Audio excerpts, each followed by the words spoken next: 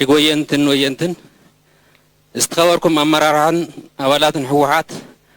استخبركم أولاد مكلغال استخبركم كفيدرالن كلاتن مساهم أكراتن توكلتن استخبركم كابسران مساهم أجايش استخبركم نبرت مغلان كبابيان استخبركم من كان مخلو بستفادة ما قفع مقتلتي نملا حزب إثيوبيا بحبشة بفلاي دمان حزب تግራይ نملا تغارلتن سراويت هاجرنا ناكلتيوم سماعتات ቤተሰብን መሓዙትን ጽንዓት ክበኩም ይምነ ኣብ ተመሳሳሊ መዓልቲ ኣብ ክልል ኣምሓራ ዝተቐተሉ ኣመራርሓ ክልል ኣምሓራ እውን ዝተሰምዐና ሓዘን ብሽም ህዝቢ ትግራይን መንግስቱን ንገልጽ ቅድሚ 31 ዓመታት ኣብ ሓውዜን بسنة 15/1980 ዓመተ ምህረት ወዲ ሰብ ክፍጽሞ ተባሂሉ ብዘይ ሕሰብ ኣርመናውያን ኤሮፕላን ደብዳብ ብዙሓት ንጹሃት ዜጋታትና ብደርጋውያን ትምክሕተኛታት ሲኢና ኢና ናይ ሎሚ ሰነ 15/2011 ዓመተ ምህረት ድማ ምሸቱ ማንም ክግምቶ ብዘይ ይኽእል ኤታ ማጆር ሹም ሓይልታት ምክልኻል ሰራዊት ሃገርና ጀነራል ሰዓረ መኮንን ሜጀር ጀነራል ገዛ አበራን بعصوب توقعهم كبورنا هيوت مسوات خفيلهم حالفهم اللو هيوتهم زحالفوا سماعتاتنا أبن ذكر اللو حدرهم كينا عبر داقم قال أبن أتولو سنة 15/2011 عام تمرد توساك هي مسوات تشكيمنا توساك حدري تقبلنا لنا إذا قفع قتلت إيتا ماجرشم إفيدري جنرال سعر مكونن ميجر جنرال جزا وران نخلو زي إثيوبيا زحزنة كل إثيوبيا أو يزخوننون حزنو نسدرا بمصنعنا أبا أديس أبا استخايدة سنسرع سنبتن كالو تاقباواتن غليزيو جاقانو تقارل تسعر مكونن جزا وران كم توم كرميوم نهزبوم كبلو عصمتومن دوممن كفيلوم بخبري زحالفو قبوهم فسيموم حاليهم اللو زي حلف عوثاتن كبرتاتن جن قديفهم سراويت مكل خالت راح انت يكونه كلن حزب زوجنا تكالن سبن كابزوم بصوت بزحكم مهاري خليو اسروم كن كتر انت خوينا كبرتات بصوتنا فليتنا صنعنا حزنا كنت كبروا يقبا ازوم بصوت نناي وعلم توسخت كبرتات اكو انت هالوم كابترا تقالاي كساب زرع على حلفنتات اب حوحات أبستفل علينا يمرر حلفنتات أبصراويت مكلخال هاجر قبوم نافذ أموز موزيم كابعد كاوك آل سجمرهم حزبي كابصر ديمقراسين قفعوا منقس درقن من نقاف نعلامهم كسوؤوا وسينهم تسليهم كل سقم قال سي تساويرهم بصنعات بزحلة على تحت حاليهم فلما ترى تقرلتي كتسيلهم دما ببقعتهم مراحتي خوينهم سرا درق زنبرق قال سبعات كزازم زلا على اجامهم تساويتهم امرار هاجراو سراويت مكل خال كوينهم نهزبهم من هاجروم بزلا على بقعات هاجلجلهم توسخت عوتا تمزجبهم هاجرنا سلامات حاليا كابدخنت اندحرتن كتوص حزب زحالفلو عزوز تروم حزبك حالفلو عزوز تروم تساويتهم ازوم جغانو مጨረሹ بدنگث مدنگጽ بزخونه اغباب استسوقوا انت هونه نهزبهم من هاجرومن ملء ادميهم بتاماننتن توفاينتن زغلغلو بمخانوم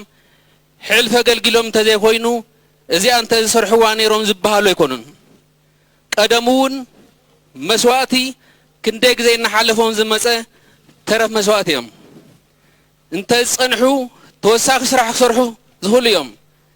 غندما بزي مسلچاي لعل 4 عامات نهزب بمغلغال زحلفون بمخانوم بچكانه مسووم مري حزن سمعنا كو انت خونه بزلا على خبرن مسغانا ناب سوات بصوتهم كنسنيوم كوين كن كل غزي بانا حياو كوينم كنذكرومن كنلعلومن نهزبنا كابدخنت بموصان بزلا على معبالن كندبسوم يغبا زخبركنن زخبركمن نهاجر زغلغلن زغلغل زلون نمنتاي تطمات خوينو نقنصلاس كما يتحريو إذ مدقعتي በቶም ናይ ትምክሕትን ፀረ ህዝቢ ሓይልታትን ዝተፈጸመ መላ ህዝቢ ኢትዮጵያ ናብ ዝኸፈ ደም ምፍሳስ ከኣቱን ኣብ ሃገር ሕንፍሽፍሽ ብምፍጣር ስርዓት ከፍርሱን ከምኡውን ህዝቢ ትግራይ ከሰኩኑን ዓሊሞም ዝሰርሕዎ ውዲቶም ኣብ ዝከፈ ጫፍ ምብፅሑ ዘርኢ እከይ ተግባር እዩ ትምክሕተኛታት ሕገ መንግስታዊ ፌደራላዊ መንግስቲ ከፍርሱ ሃገር ክብትኑ ብዕግርግር ስልጣን በኃይል ክሕዙ ከም ዝደልዩ ኣብ ባህር ዳርን አዲስ አበባን ብሓደ መዓልቲ ፈጸሞ ግፍዒ መረያ እዩ ብኻሊእ ገጽ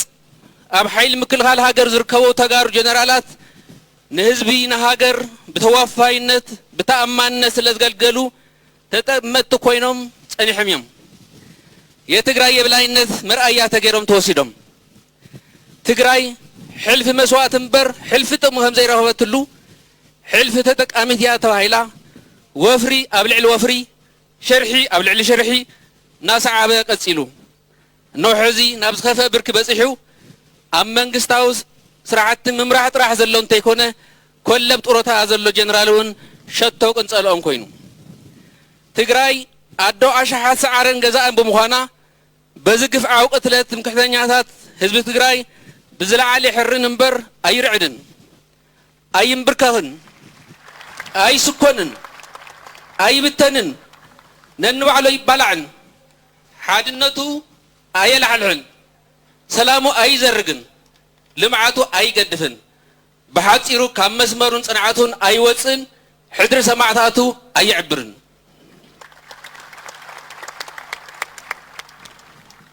ዴሞክራሲ ነስፍሕ ኣብ ዝተባሃለሉ ዓዲ ህዝቢ ክኩሕሱ እዮም ተባሂሉ ክንደይ ጉድ ዘለዎም ካብ ዝተኣሰሩሉ ሕጊ ብምጥሓሱ እንተይተረፈ ተፈቲሖም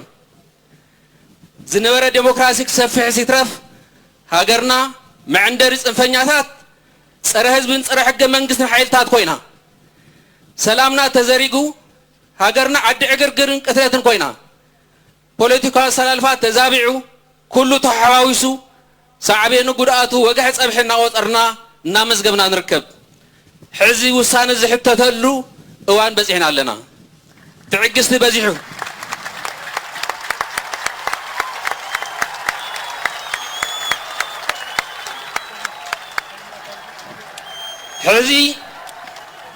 ሕዚ ውሳነ ዝሕተተሉ እዋን በፂሕና ኣለና ትዕግስቲ በዚሑ ላግፃ ፋሉልነት ዕንደራ ነጊሱ ንሕና ብሰላም ብዘተ ህዝቢ ዝደልዮ ይምረፅ ንብል ትምክሕተኛታት ብዕግርግር ብቕንፀላ ስልጣን ብጉልበት ክንቆፃፀር ኢና ይብሉ ብኡ መሰረቱን ይትግብሮ ኣለዉ እዚ ኣጋጢሙ ዘሎ መስዋእቲ ኣግባብ ቃልስና ደጊምና ክንፍትሽን ከነማዕራርን ዘገድድ ምዃኑ ምግንዛብ የድሊ ሕዚ ያክል ክንብሎም ኣለና ከም ትግራይ ንዕገሶ ጽንፈኛ ትምክሕቲ ሓይሊ የለን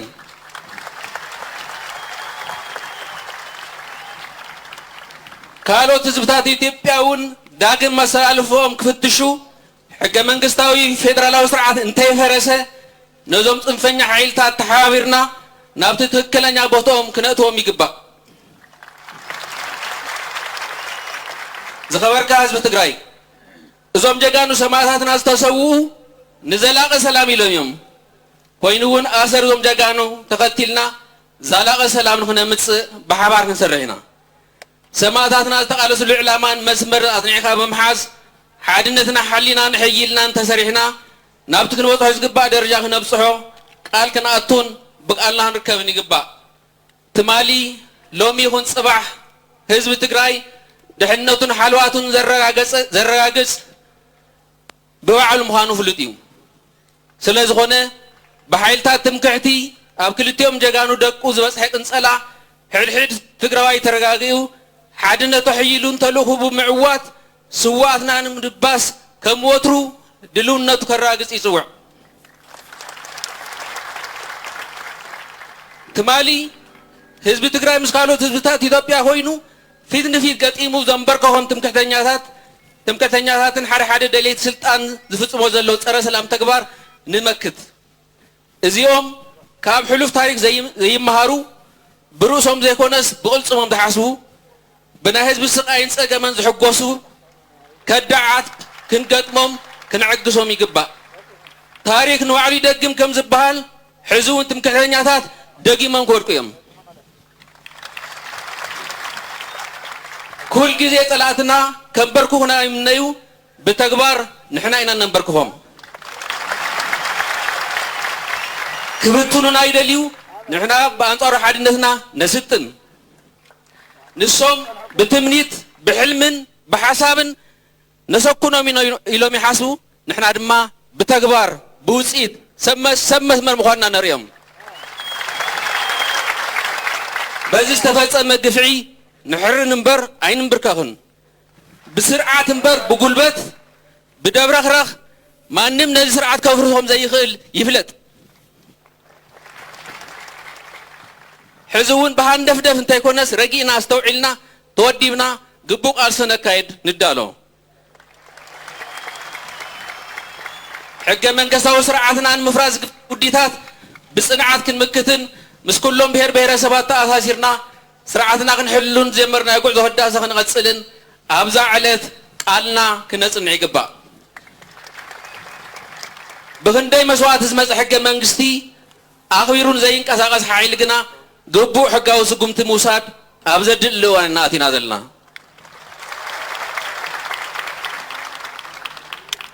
ሕዚ እውን ፀላኢ ህዝቢ ትግራይ ድኽነት እዩ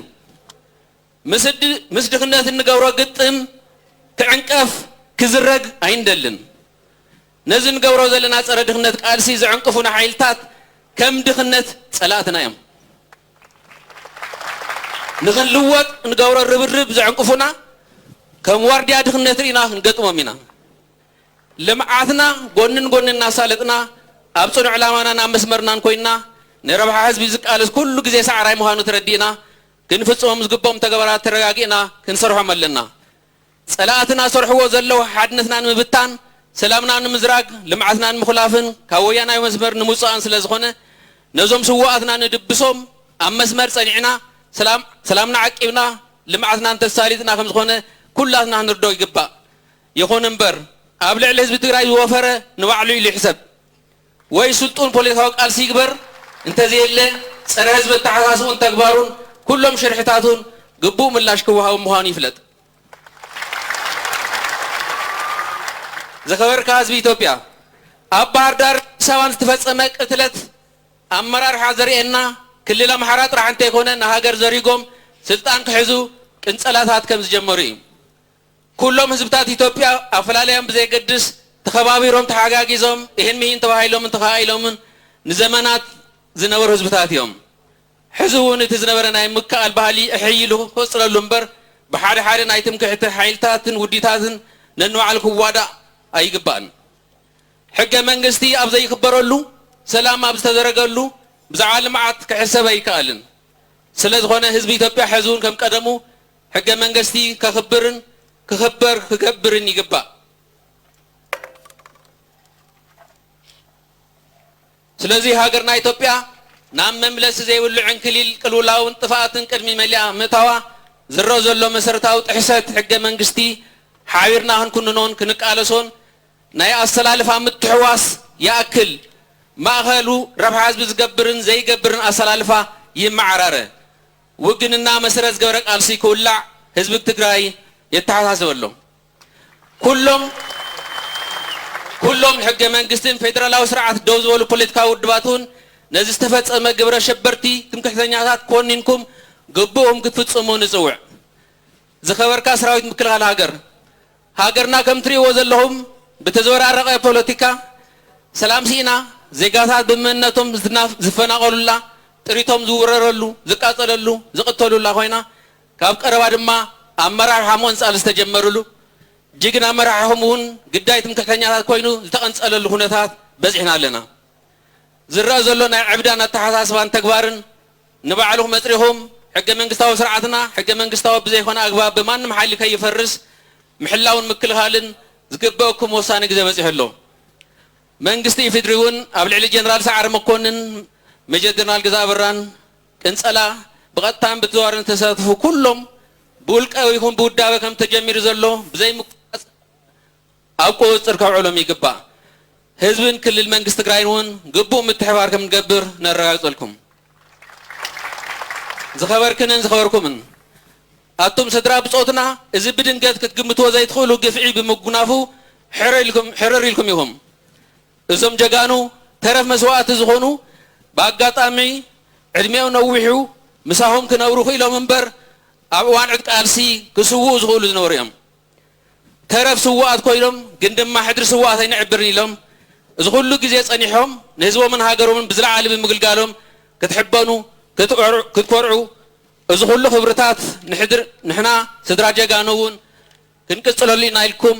ብጽንዓት ኩልኹም እጃምኩም ተወፊዩ ንጽበ ዝሕዘነሎም ካልኦት እዮም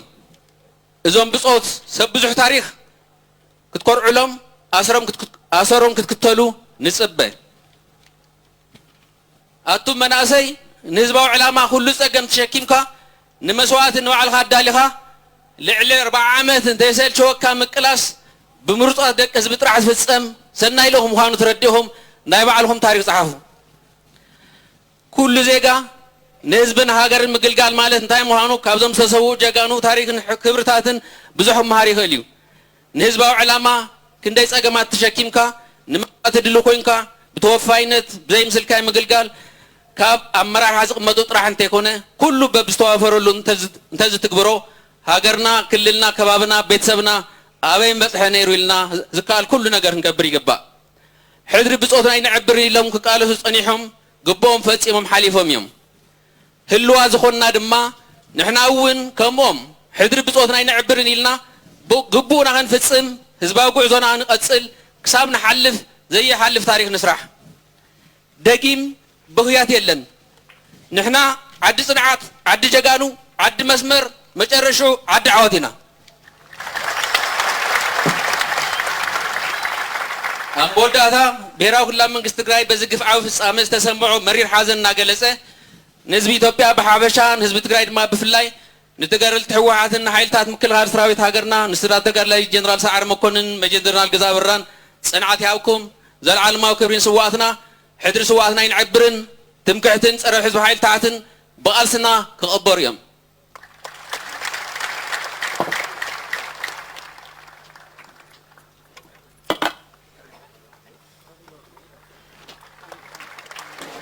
ክቡር ምክትል ርእሰ ምሕዳር ብሄራዊ ክልላዊ መንግስቲ ትግራይን ኣቦ ወንበር ህዝባዊ ወያነ ሓርነት ትግራይን ዶክተር ደብረጽዮን ገብረ ሚካኤል ብክብሪ ናብ ቦትኦም ንቀበሎም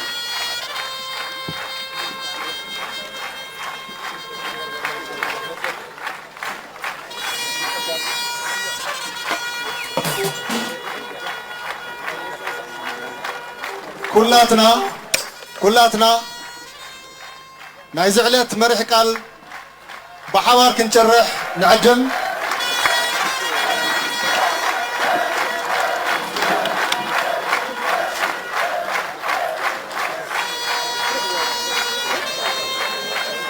يغني الله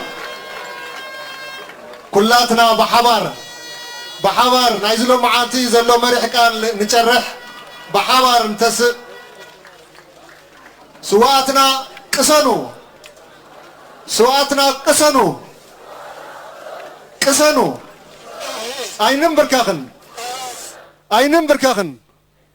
أينم بركاخن يغني لنا